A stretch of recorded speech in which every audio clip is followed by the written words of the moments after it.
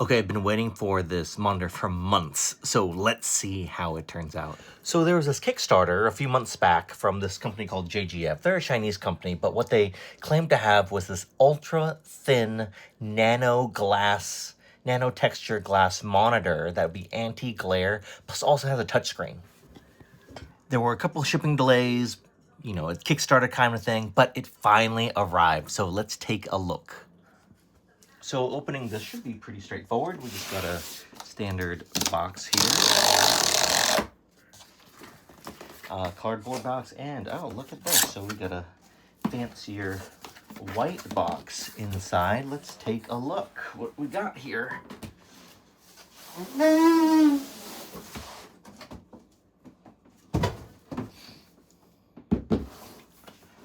Okay, so tries to make it look a little bit like an Apple box, but I have to say I do have the Apple Studio display with the nano-textured glass, and this box is probably about it's probably half the width of it. I think this size is the same. It's a 27-inch.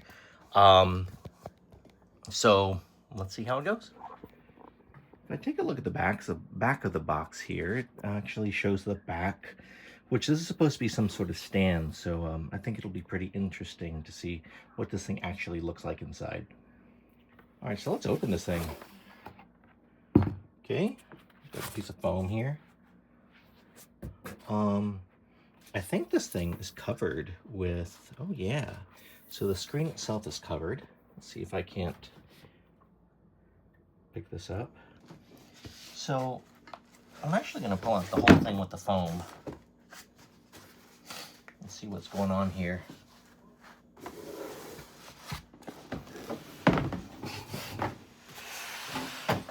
All right, let's open this up. Okay. Oh my goodness, look at this thing. This thing is so thin. Oh, wow. I mean, this is thinner than my MacBook. Let me see if I can get a ruler or something like that. So I don't remember what the measurements are, but let's take a look here. So it looks like this is right there. This is less than a 1/4 inch thick. If I use my metric, it's probably 3/16 inches. I mean, this thing is wildly thin. Wow. Let's take a look at the accessories that are in here as well. I supposedly got an air stand. I don't know if that's the air stand or if that's included. Looks like here, I'll just switch this. So we've got 2 USB-C cables, a couple mounting things, quick install guide, a AC adapter, stylus, because this is a touch screen, and I'm not sure what this thing is. Oh, this must be a VESA mount. Okay. So I've got that in there. I actually think my air stand has not arrived, so we'll just set it up as normal. Sorry about the angle here. The way this thing is supposed to be set up is that it's here as a normal screen, but then it can be easily changed down so I can write on it. So I don't know exactly how usable that's going to be.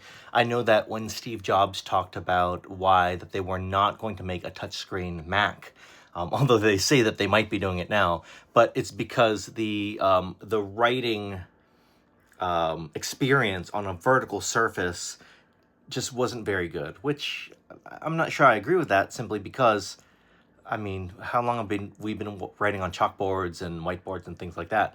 But obviously we will write on an iPad, and so with this kind of angle, it's really cool to see that we can change it to be like this. Am I going to actually write on it?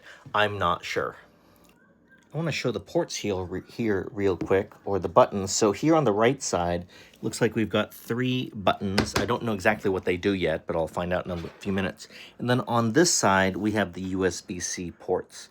Now, I can tell you, this is going to be a little bit inconvenient for me, simply because with my computer setup, the laptop is going to be on the right side, so it's on the opposite end from the ports.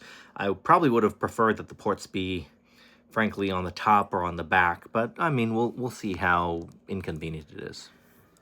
So I've started peeling off this thing, and I can go ahead and tell you right now, this is not going to be comparable to a nano glass studio display, because I can already tell there's a glare.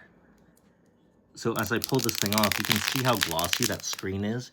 Again, it's a gorgeous looking screen right now, but for them to call it the nano texture, I think that's absolutely not a good description of it if you're trying to compare this to a studio display with the anti-glare nano texture. That being said, it is a gorgeous display so far. Okay, I'm going to try to keep this camera on while I am plugging this guy into my MacBook, into the Thunderbolt port, and you can see this thing turn on together. All right, let's see what happens.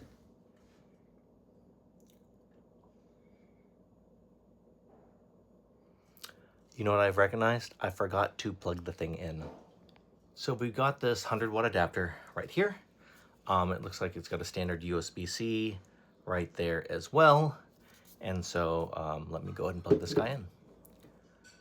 I can tell you, for someone who likes more control over my setup, this cord definitely isn't long enough, the included one, but we'll see.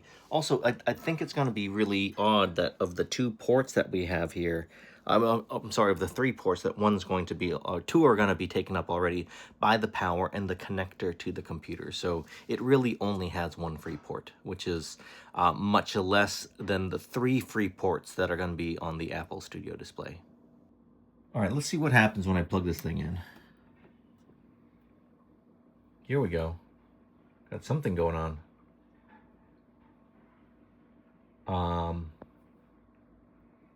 Okay, nothing yet. Let me see if I need to, is there a power button here? Is one of these a power button? There we go, JGF, look at that. You guys are getting a glare here, so welcome to JGF. Okay, check this out. So we've got it here. Here's my docking station. Yep, signal or power. Menu and enter. Up and down. Up. What happened? Let's turn this thing on again. No signal. No signal.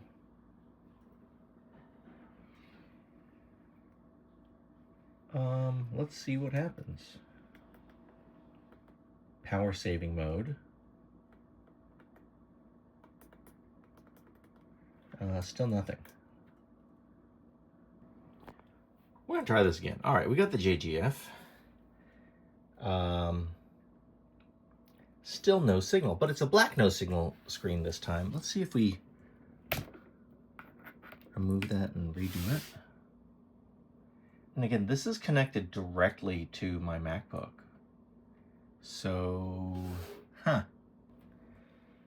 okay, it looks like I had it plugged into the wrong port, and it should actually go on one of these bottom ports for the USB-C in, which I guess that makes sense. So we really need to use these 2 ports as the ones, and then the free port would be there. So I'm gonna go ahead and on my Mac, let's switch it up to, let's go ahead to, let's just do the mirror, okay?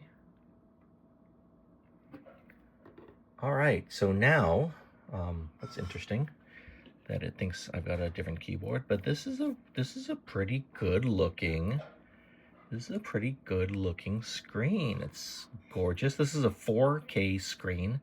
I can also see, by the way, that it is charging my computer. So as this is plugged in, this can be used as a dock. That's cool. All right, switch it over to extended display so we can see what the resolutions are. So it looks like here, well, this is at 1080. And let's go ahead and take it to 4K. All right, look at that. So we got a 4K look right there, which is neat. 2560 to 1440. This is like the Thunderbolt display. This is what I typically would have it at. And oftentimes the even with the studio display, the Retina look is like this. It's just denser pixels. Although here's the pen. We're supposed to be able to turn that on. All right, so the light's on there. Let's see how this works. All right, so you can definitely use it. Look at that. Okay, this is cool. In fact, I'm gonna try something here. So I use a Vibe board, and they have an app on here called the Vibe Canvas. I'm curious to see how this thing would work. Oh my goodness, this is actually kind of cool. That I can write on here with the stylus. So that is a neat function if you've got a drawing app or something like that. I'm a little spoiled. I'm trying to see if there's somewhere that will just keep the stylus, but it doesn't look like they do. So what I've done here is I've put it down in the flat mode. I wonder if it, oh yeah, it doesn't pick up my palm. This is wild. Okay. Oh yeah, this is cool. It does have speakers. I can't say that the sound is nearly as good as the studio display in like the bass, but it's all right. I mean, if you're not looking for great speakers, great sound from one. So first impressions of this, I think it's pretty cool. What I think the coolest function that I have, and you can get this with the touchscreen or not, the coolest function from me is that we do have this touchscreen, which I can use my Vibe Canvas with. But as you can see here on my wall, I actually already have a screen, so it's possible this could perhaps replace my screen, or it can just be another workstation that I can utilize for it. So yeah, this is pretty cool. I can say this, in terms of being a replacement for my studio display, 100% it's not. And the reason why is the glare. This is absolutely not a matte screen. It's absolutely not the nano glass, or how Apple would describe it. But it's a pretty cool screen.